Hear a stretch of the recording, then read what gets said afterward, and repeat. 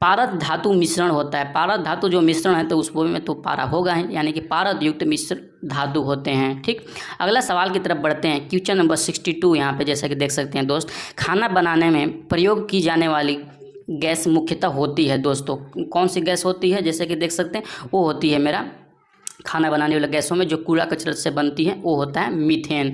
अगला सवाल है कि निम्न धातुओं में से कौन सामान्य ताप पर द्रव अवस्था में होता है? तो कौन सा होता है सामान्य ताप पर? वो होता है मेरा पारा, आप लोग याद रखिएगा। अगला सवाल है दोस्त, यहाँ पे आपके स्क्रीन पर देख सकते हैं कि ठोस कपूर से कपूर वाष्प बनाने की विधि प्रक्रिया ठोस कपूर से कपूर वाष्प बनाने की प्रक्रिया को क्या कहा जाता है? तो वो कहा जाता है मेरा ऊर्ध्वपातन सबमिलेशन, राइट आंसर होगा। अगला सवाल है कि पीतल के बर्तनों को कलई करते समय गर्म बर्तन की सफाई के लिए प्रयोग किए जाने वाले अमोनियम क्लोराइड चूर्ण से निकलने वाला धुआं है, कौन सा धुआं है दोस्तों? तो वो मेरा हो जाएगा ammonium on hydrochloric acid, option number D right answer हो जाएगा। ठीक, आशा करता हूँ कि आप लोग को ये वीडियो अच्छा लग रहा है। कैसा लग रहा है वीडियो कमेंट सेक्शन में दोस्तों जरूर से जरूर बताएं, आपका हर एक कमेंट हमारे लिए बहुत ही मायने रखता है। अगला सवाल है क्वेश्चन नंबर 66, जैसे कि देख सकते हैं यहाँ पे कि नींबू खट्टा किस कारण से होता है दोस्तों? तो नींबू खट्टा इसलिए होता है क्योंकि उसमें साइट्रिक अम्ल पाया जाता है। ठीक, अगला सवाल है जैसे कि देख सकते हैं कि वाहनों से निकलने वाली गैस होती है, यानी कि वाहन से कौन सा गैस निकलता है? तो इसमें carbon dioxide, carbon monoxide, marsh gas and nitrous oxide gas, सारा का सारा गैस ही निकलता है दोस्तों। तो ये सारा का सारा ये आप स्टार में रख लीजिएगा, जो कि देखिए 2001 में पूछा गया था बीपीएससी के द्वारा, उस समय भी इस क्वेश्चन को स्टार किया गया था, क्योंकि जो वाहन से निकलने वाली गैस है दोस्तों ये सारा का सारा गैस निकलती है आप लोग का। ठीक, अगला सवाल है कि स्टील की कठोरता प्रदान करने के लिए किसकी मात्रा बढ़ाई जाती है? तो अगर उसमें हम लोग कार्बन की मात्रा जितना ही बढ़ाते हैं तो उसका कठोरता उतना ही बढ़ जाता है, साथ ही साथ वो भंगुरता भी उसका बढ़ जाता है दोस्तों, याद रखिएगा। अगला सवाल है जैसे कि स्क्रीन पर आप लोग का, किसी खनिज से रेडियम प्राप्त किया जाता है, किस अयस्क से प्राप्त किया जाता है? तो वो किया जाता है पिंच ब्लेड से। अगला सवाल है दोस्तों क्वेश्चन नंबर 70 कि तैरने के तालाब में तैरने से मनुष्य की त्वचा जल जाती है, क्योंकि उसमें क्लोरीन की बहुत ही ज़्यादा मात्रा होती है, यहाँ पे देख सकते हैं। अगला सवाल है दोस्तों कि अगला सवाल है दोस्तों यहाँ पे देख सकते हैं कि हाइड्रोजन को जलाने से क्या बनेगा? तो हाइड्रोजन और ऑक्सीजन को जब जलाते हैं दोस्तों तो वो मेरा बनता है पानी, आप लोग याद रखिएगा। ठीक, अगला सवाल है कि सोने को घोला जा सकता है। तो आप लोग को पता होगा जो एक्वारेजिया घोल होता है दोस्तों उसमें सोना को घोला जा सकता है, जिसमें कि नाइट्रिक अम्ल होता है दोस्तों और होता है मेरा हाइड्रोक्लोरिक अम्ल। तो इसमें जो राइट आंसर हो जाएगा दोस्त वो मेरा कोई है दिया ही नहीं है, क्योंकि सबका केवल दिया है तो यहाँ पर नाइट्रिक अम्ल दिया है, क्योर दिया है तो हाइड्रोक्लोरिक अम्ल दिया है, दोनों को साथ में नहीं दिया, इसलिए मेरा इस क्वेश्चन को भी आप लोग स्टार ले लीजिए, क्योंकि ये दोनों का मिश्रण जो होता है 1:3 के अनुपात में वही घोलता है, जिसको एक्वारेजिया बोलते हैं। अगला सवाल है क्वेश्चन नंबर 73 की हाइड्रोफ्लोरिक एसिड कांच की बोतल में नहीं रखा जाता है, क्योंकि यह अभिक्रिया करता है दोस्तों, किससे अभिक्रिया करता है? कांच के सिलिकॉन ऑक्साइड से ये अभिक्रिया कर लेता है। अगला सवाल जैसे कि देख सकते हैं कि वायु में थोड़ी देर रखने पर किसी धातु के ऊपर हरे रंग के बेसिक कार्बोनेट की परत जम जाती है, वह धातु है, वह कौन सा धातु है? तो वो मेरा तांबा है, याद रखिएगा। अगला सवाल जैसे कि यहाँ पे देख सकते हैं कि विस्फोटक नाइट्रोग्लिसरीन है, ये क्या है दोस्तों? नाइट्रोग्लिसरीन जो क्या है वो है मेरा एस्टर, इसका उपयोग विस्फोटक के रूप में भी किया जाता है, आप लोग याद रखिएगा। अगला सवाल मेरा आप लोग के सामने है कि घरेलू एलपीजी सिलेंडरों में दाब मापक नहीं प्रदान किए जाते हैं, क्योंकि ये एलपीजी द्वारा चौक हो जाते हैं, आपका option number D right answer होगा। अगला सवाल जैसे कि आप लोग स्क्रीन पर देख सकते हैं कि निम्नलिखित में से किस खनिज द्वारा लोहा प्राप्त किया जाता है दोस्तों? तो जो लोहा प्राप्त किया जाता है अपने अयस्क उसके हेमेटाइट से प्राप्त किया जाता है। अगला सवाल है कि विरंजक चूर्ण के लिए कौन सा कथन असत्य है दोस्तों? तो जो असत्य है पहला ही क्वेश्चन अगर ऑप्शन देखते हैं जल से अधिक विलय होता है, बिल्कुल ये गलत बात है, ये सही नहीं है, option number A right answer हो जाएगा। अगला सवाल की तरफ चलते हैं। अगला सवाल मेरा यहाँ पे देख सकते हैं 79 नंबर क्वेश्चन, जस्ते के एक आयतन का भाग घनत्व 7100 किलोग्राम प्रति मीटर क्यूब को दो आयतन भाग तांबा का घनत्व 8900 किलोग्राम मीटर क्यूब से मिलाने पर पीतल बनता है, पीतल का घनत्व कितना होगा दोस्तों? तो पीतल का जब आप कैलकुलेशन कीजिएगा तो 8300 किलोग्राम मीटर क्यूब प्रति मीटर क्यूब आंसर होगा इसका। अगला सवाल है कि जस्ते से एक बर्तन पर विद्युत लेपन की विधि में विधि में क्या किया जाता है, बर्तन को ऋण ध्रुव और शुद्ध जस्ते को धन ध्रुव में को बनाया जाता है। ठीक है, ऑप्शन नंबर सी यहाँ पे राइट आंसर हो जाएगा।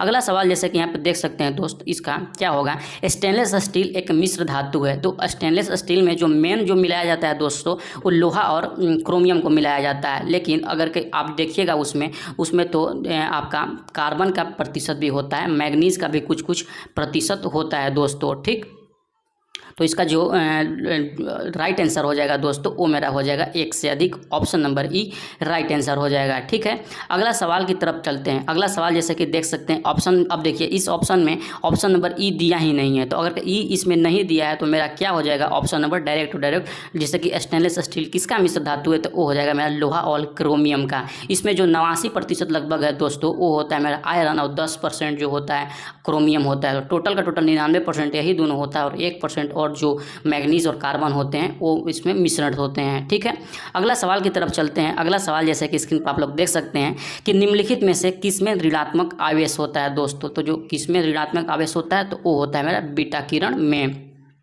अगला सवाल है कि निम्नलिखित में से कौन सा इलेक्ट्रॉनिक विन्यास धातु तत्वों के लिए होता है। जो धातु तत्वों के लिए होता है दोस्तों, 288 होता है, यानी कि ऑप्शन नंबर डी मेरा राइट आंसर होगा। अगला सवाल आप लोग के स्क्रीन पर, कार्बन मोनोऑक्साइड समूह का आबंध क्रम क्या होता है। तो वो आबंध क्रम कितना होता है, 3 होता है, याद रखिएगा। अगला सवाल जैसे कि है दोस्त कि जिस तत्व के परमाणु में 2 प्रोटॉन 2 न्यूट्रॉन और 2 इलेक्ट्रॉन होते हैं, उसका द्रव्यमान संख्या कितना होता है। अभी क्या स्टार्टिंग वीडियो में हम लोग बताएं कि जो द्रव्यमान संख्या होता है दोस्तों, वो प्रोटॉनों और आपका न्यूट्रॉनों के दोनों के कुल योग का होता है। 2 और 2 कितना होता है मेरा 4, यानी कि ऑप्शन नंबर बी 4 सही आंसर होंगे हमारा। क्वेश्चन नंबर अगला की तरफ चलेंगे तो क्या है मेरा, सल्फर हेक्साफ्लोराइड अणु का जो आकार होता है दोस्तों, कैसा आकार होता है, तो वो होता है मेरा अष्टफलकीय, याद रखिएगा।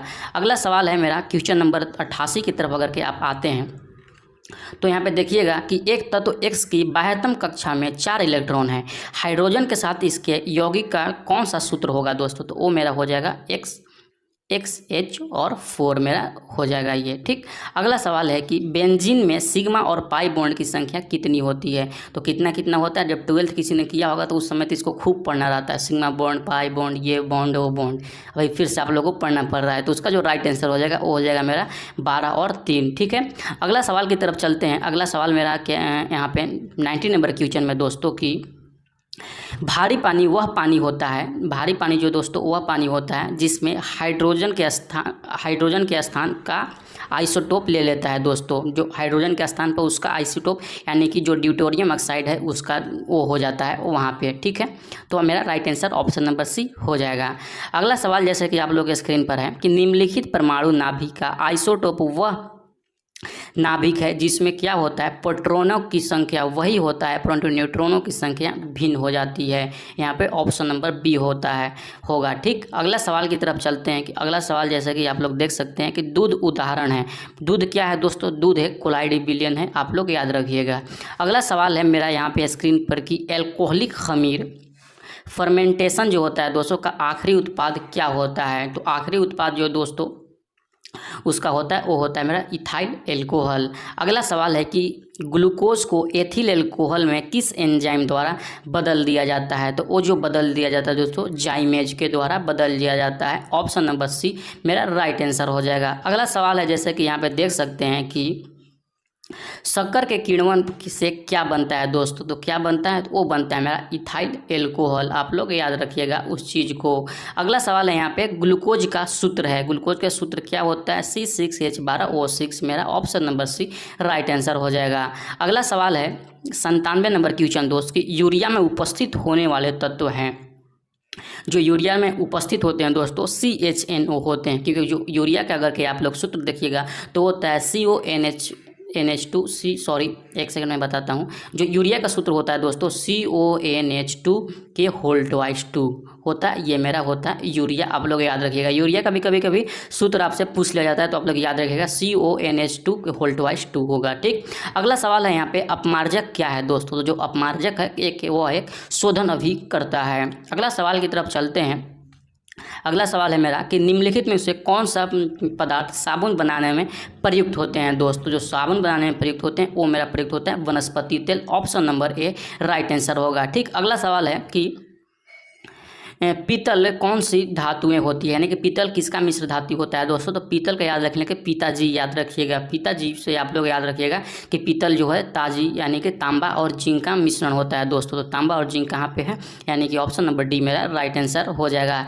इसी के साथ में ही, इस क्वेश्चन के साथ में ही हम लोगों ने केमिस्ट्री का 100 क्वेश्चन फाइनली कंप्लीट कर लिया है। अगला सवाल देखते हैं, कुछ और सवाल होंगे शायद कि तीसरे और चौथे समूह के ऑक्साइड का सामान्य गुणधर्म क्या है दोस्तों। तो जो तीसरे और चौथा ग्रुप है हमारा, उसमें बेसिक और एसिडिक का मेरा समान गुणधर्म है। ठीक, अगला सवाल की तरफ चलते हैं। अगला सवाल मेरा 102 नंबर क्वेश्चन आता है कि रेडियोधर्मी पदार्थ उत्सर्जित करता है। रेडियोधर्मी पदार्थ आप लोग पता होगा, जो रेडियोधर्मी पदार्थ होता है दोस्तों, रेडियो एक्टिव द्रव्य, वो अल्फा किरण, बीटा किरण, गामा किरण, तीनों किरण उसमें उत्सर्जित होता है। अगला सवाल है यहाँ पे कि हवा में जिस गैस की मात्रा सबसे अधिक होती है वो कौन सा गैस है। तो जो सबसे अधिक मेरा है दोस्तों वो है मेरा कि यहाँ पे कहाँ गया यहाँ पे नाइट्रोजन हो जाएगा दोस्तों। ठीक है, जो नाइट्रोजन है आपका 78% वातावरण में पाया जाता है।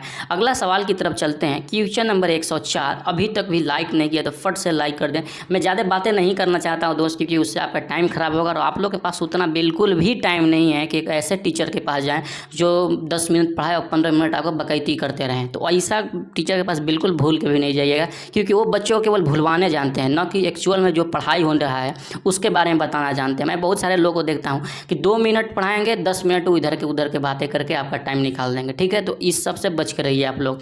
क्वेश्चन नंबर 104 की तरफ चलते हैं दोस्तों। 104 नंबर क्वेश्चन है, वायु एक क्या है। तो वायु एक मेरा मिश्रण है बहुत सारा गैसों का। अगला सवाल है कि मच्छर भगाने वाले दवाओं में सक्रिय रसायन है, कौन सा है दोस्तों। तो वो रसायन मेरा allethrin. Option number A right answer हो जाएगा, याद रखिएगा।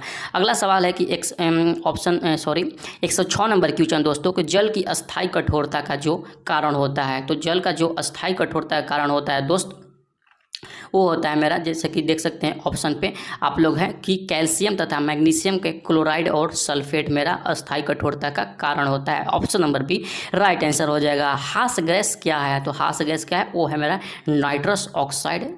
नाइट्रस ऑक्साइड, नाइट्रिक ऑक्साइड भूल कभी मत मारिएगा, nitrous oxide. Option number D right answer होगा। अगला सवाल है मेरा दोस्त यहाँ पे, जैसे कि देख सकते हैं कि निम्नलिखित में से किसे हंसने वाली गैस कहा जाता है। सेम एज प्रीवियस क्वेश्चन, तो नाइट्रस ऑक्साइड मेरा राइट आंसर हो जाएगा। अगला सवाल है दोस्तों 109 नंबर क्वेश्चन। इसमें आपको मिलान करना है कि कौन सा किस में मिलेगा दोस्तों। तो जो त्वचा कैंसर होता है वो मेरा होता है परावैंगनिक किरणों से जो ध्वनि प्रदूषण होता है दोस्तों, वो होता है मेरा डेसिबल, यानी कि डेसिबल से मतलब जो पहले से निर्धारित डेसिबल है उससे ज़्यादा अगर ध्वनि उत्पन्न होता है तो वो प्रदूषण करता है। ठीक, जो वैश्विक तापमान होता है यानी कार्बन वैश्विक तापमान हो दोस्तों, वो जो कार्बन डाइऑक्साइड के वातावरण में मैं बताता हूँ कि जो वैश्विक तापमान होता है दोस्तों वातावरण में कार्बन डाइऑक्साइड की मात्रा के बढ़ने से होता है। जो ओजोन गैस है यहाँ पे, ओजोन गैस के लिए जो होता है क्लोरोफ्लोरोकार्बन हो जाएगा। तो अगर के ऑप्शन नंबर बी यहाँ पे ही देखिएगा तो ये मेरा राइट आंसर हो जाएगा दोस्त। ठीक है।